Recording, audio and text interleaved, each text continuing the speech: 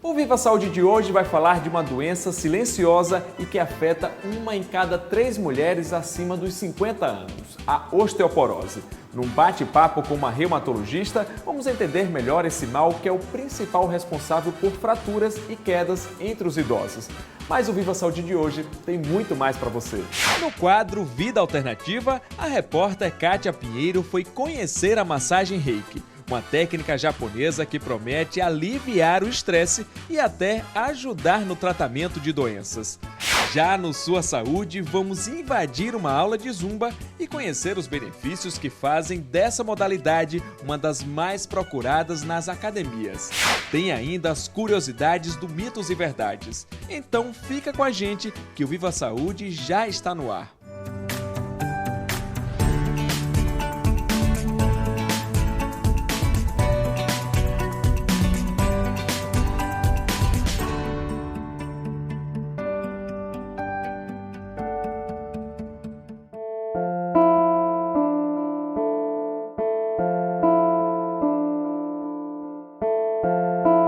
Oneide sofre e muito com os sintomas causados pela osteoporose. Ela convive com a doença que desgasta os ossos há quase 30 anos. Eu sentia dores nos braços, né? E mal-estar. Aí eu estava trabalhando, aí comecei essas dores. Aí eu disse para os meninos que não aguentava, porque naquele tempo a gente batia máquina, né, da tirografia. Aí eu disse que eu não estava aguentando. Aí, então eles disseram, então vá ao médico. Aí eu fui ao médico, aí o médico disse assim, que era um mês, mas não estava ainda atingido. Aí passou uns remédios, eu tomei os remédios, melhorei muito. Depois fui seguindo, né, tudo. Aí eu sentia o joelho, dor muito grande do joelho, e já depois, já estava morando aqui, né. A perna doía, eu procurava um jeito, outro, não encontrava, né. Aí procurei o médico, fui ao médico, ele passou os remédios. Olha, a senhora toma, que isso a senhora já está com a osteoporose um pouquinho, não está muito não, mas já está um pouco querendo avançar. Depois de sofrer fraturas ósseas, ela passou a redobrar os cuidados com os riscos de queda. Já sofri fratura na mão, de uma queda, né? Aí levou até uns pontinhos e tudo. Na perna, olha, quando estala, não sabe? Qualquer movimento ela dá um estalozinho. Eu preciso ter muito cuidado com ela, quando eu vou me sentar, me levantar, que às vezes ela parece que quer deslocar, não sabe? No banheiro, quando eu tenho mais cuidado, porque você sabe, qualquer coisa a gente escorrega, cai, né? Eu tenho muito cuidado. E quando eu vou saindo, eu não gosto de ir sozinha, não, assim, para a igreja. De primeiro eu ia, né? Mas agora eu vou com uma amiga, ela mora perto, se não for, mas eu sempre sendo forte e fazendo as minhas coisas, sabe? Com alguns cuidados diários, a exemplo de atividades físicas, Oneide garante que é possível sim aliviar as dores causadas pela osteoporose e ter qualidade de vida. A gente se sente muito bem. Por exemplo, quando eu faço, eu durmo bem, fico mais, como é que diz, ativa, né? Acho que as mãos melhoram a dormência. As pernas também, a dor na perna também, quase quando eu faço exercício, ela quase desaparece. Quase não, desaparece. E assim a gente vai cada vez mais aprendendo como é que vive com essa doença.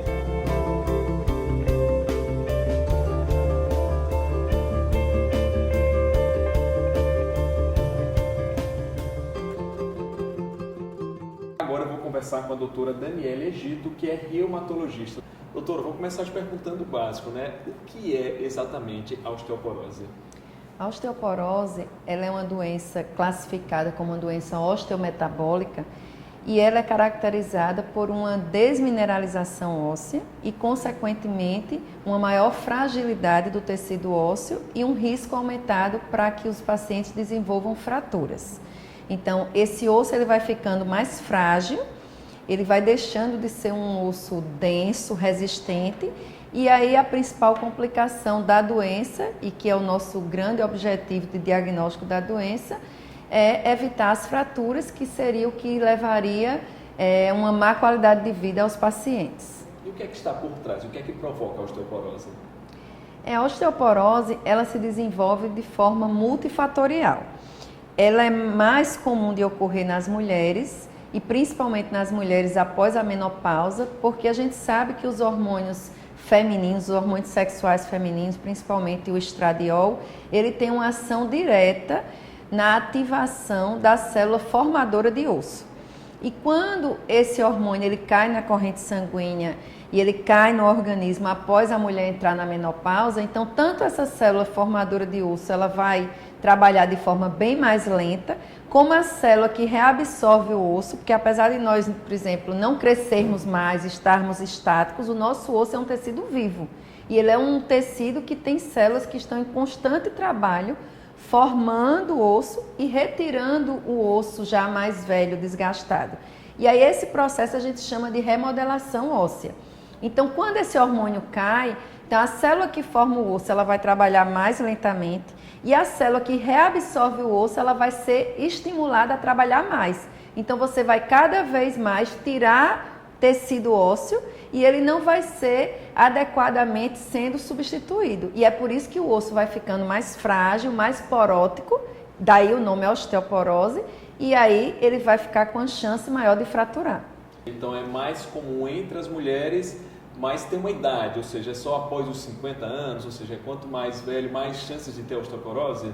Quanto mais velho, mais chance de ter osteoporose. Após a menopausa, a chance aumenta devido a isso que eu expliquei. Mas um paciente, por exemplo, mais idoso, ele também pode ter osteoporose e até, por exemplo, uma mulher que entre numa menopausa tardia, ela pode ter osteoporose pela idade mais avançada, mesmo que não tenha entrado na menopausa, mas não só isso é um fator desencadeante para a doença. Porque a osteoporose ela também ocorre em mulheres jovens, em homens e em outros indivíduos, independente da menopausa. Por isso que eu falei logo no início que ela é uma doença multifatorial.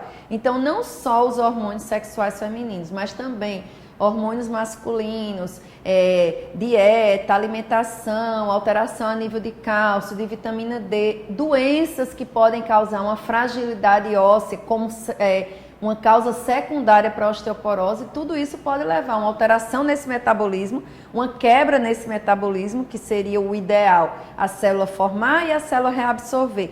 Mas tudo que levar a uma quebra nesse metabolismo fisiológico normal pode desencadear a doença. Então, por isso que a gente tem mais em pessoas idosas, mas a gente pode ter até crianças com osteoporose. Bom, tem o fator genético também pode interferir, pode provocar a doença? Sim, inclusive a história familiar, né, a presença de outros casos de osteoporose na família é fator de risco para novos casos. Então, se você tem uma pessoa que ela já tem a mãe com osteoporose, a avó com osteoporose, a chance dela ter aumenta muito em relação à população que não tem história na família. Em nossos hábitos de alimentação, tabagismo, alcoolismo, tem alguma interferência?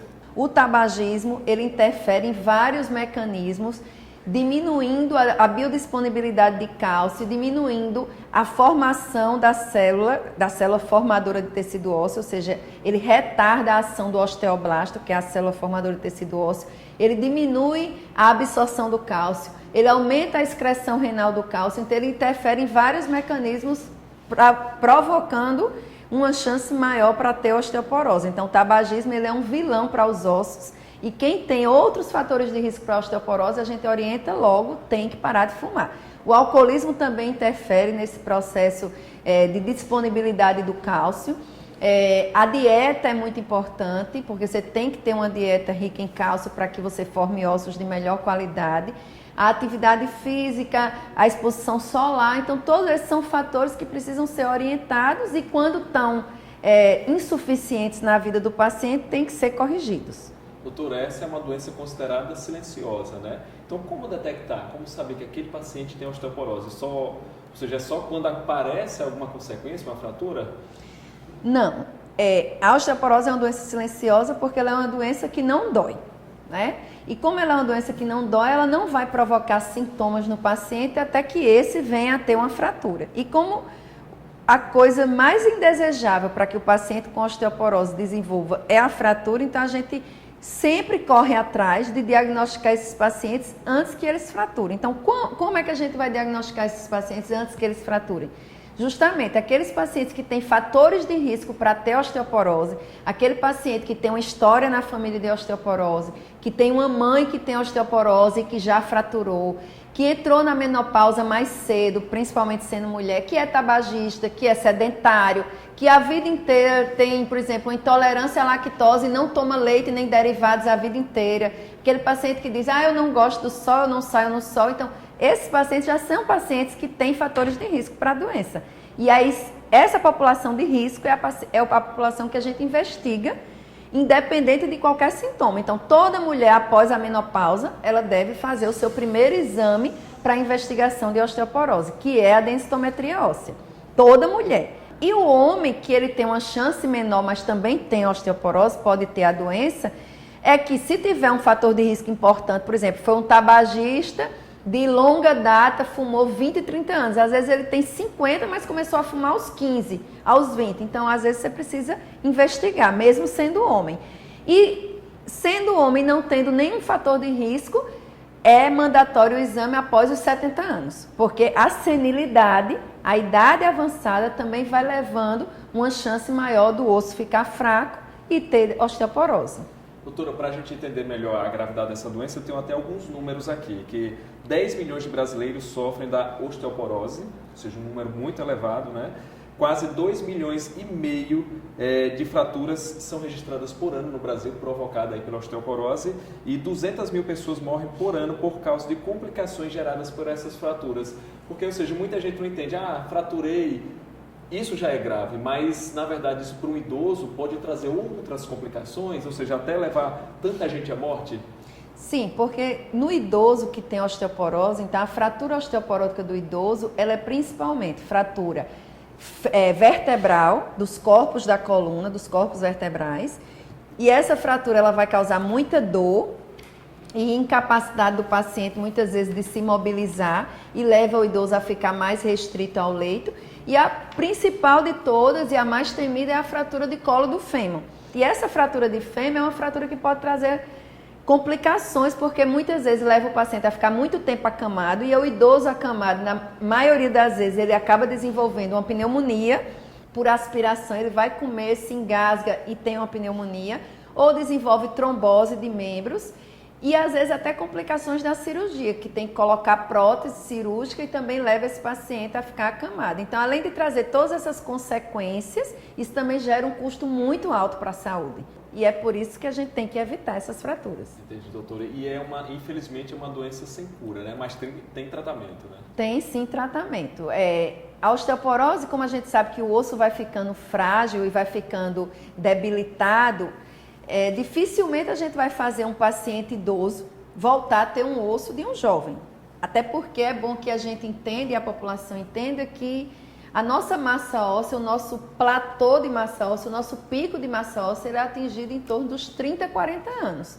A partir daí, todos nós vamos perder osso, tanto mulheres quanto homens. E a gente precisa educar a população, precisa educar os pacientes para que eles comecem a tentar formar um osso de maior qualidade numa fase mais jovem. Doutora, a gente tem um momento aqui no programa que a gente esclarece alguns mitos relacionados à doença. Por exemplo, quem tem osteoporose não pode praticar atividade física, isso é verdade? Não, é mito e a gente orienta que o paciente pratique atividade física. E o melhor exercício, por ser o único que funciona para um paciente que tem osteoporose, é a musculação. Exercício com carga. Os outros exercícios aeróbicos, eles são muito bons para outros tipos de patologias, mas para o osso, o único exercício que tem a capacidade de estimular a célula formadora de osso e, consequentemente, atuar melhorando a qualidade desse osso é o exercício com carga, a musculação. Agora, com orientação, né, com um educador físico, logicamente a gente não vai mandar um idoso para a academia pegar peso, mas ele precisa pegar peso de forma lenta, gradual e com orientação. Doutora, em relação ao leite, há quem diga que um copo de leite por dia é suficiente para atender as necessidades de cálcio, né, as necessidades diárias. Isso é verdade ou é mito? É mito. A quantidade de cálcio que o nosso organismo precisa diariamente é em torno de 1 grama a 1,5 gramas por dia. Para vocês terem ideia, 1 litro de leite ele não chega a ter 300, 400 miligramas de cálcio. Então, se a pessoa tomar 1 litro de leite todos os dias, ainda tem uma quantidade insuficiente de cálcio, principalmente para quem tem osteoporose. Então, o que é que a gente costuma orientar os pacientes? Que eles tomem pelo menos 1 copo ou 2 copos de leite puro e mais, ou uma vitamina, ou uma papa, ou um iogurte, uma fatia de queijo e folhas verdes, vegetais verdes que são muito ricos em cálcio. Couve, brócolis, espinafre, peixe é rico em cálcio, aveia. Então a gente orienta uma dieta mais balanceada com outros alimentos, não só o leite, porque só através do leite é muito difícil, né? Porque criança que tem uma alimentação praticamente à base de leite, mas o adulto e o idoso não tem como tomar 3 litros de leite por dia. E o sol também é importante? Ajuda a prevenir? Sim, porque para que esse cálcio seja absorvido, que é proveniente principalmente do leite e derivados, ele é absorvido com a presença da vitamina D. E a principal fonte da vitamina D, mais de 90% da nossa vitamina D utilizada no organismo e que vai ser útil nessa absorção do cálcio para o tecido ósseo, ela é proveniente através do sol, da conversão na pele de uma forma inativa da vitamina D em uma forma ativada. Então, se não tivermos a exposição solar, nós não vamos fazer essa ativação da vitamina D e, consequentemente, a gente não vai ter uma absorção adequada de cálcio. Então, mesmo que o paciente ingira uma grande quantidade de cálcio diariamente, mas se ele não se expõe ao sol, esse cálcio não vai ser absorvido. Doutor, então, para encerrar, eu gostaria que a senhora deixasse um recado aí para as pessoas. Qual é o conselho que a senhora passa para que a gente não venha enfrentar no futuro transtornos com a osteoporose? O meu principal recado para a população que está nos assistindo, para todas as pessoas, e aí entram homens, mulheres, crianças, é que a gente tem que começar uma prevenção desde a infância. A genética não podemos mudar, então quem tem uma história na família não tem como mudar. Mas aí se você desde a infância tem uma alimentação adequada, rica em cálcio, se você toma banho de sol, se você evita o fumo, evita o álcool, se você pratica atividade física e aí numa fase mais de adolescente e adulto, faz exercício com carga, musculação, que é o exercício capaz de lhe dar uma qualidade melhor de osso. Então, mesmo que você tenha outros fatores de risco que vá levar a uma perda de massa óssea, a chance de você desenvolver osteoporose será menor do que uma pessoa que faz tudo errado. Ou seja, quem tem hábitos saudáveis está livre da osteoporose, pode ficar livre da osteoporose e de tantos outros problemas, né, doutora? Tem uma chance bem menor de desenvolver a doença, com certeza. Ok, doutor Daniela, muito obrigado por sua participação aqui no Viva Saúde. Por nada, eu que agradeço. Bom, mas você não saia daí, porque no próximo bloco a gente muda de assunto aqui no Viva Saúde. Tem o quadro Vida Alternativa, mitos e verdades em sua saúde. Então, eu te espero daqui a pouquinho.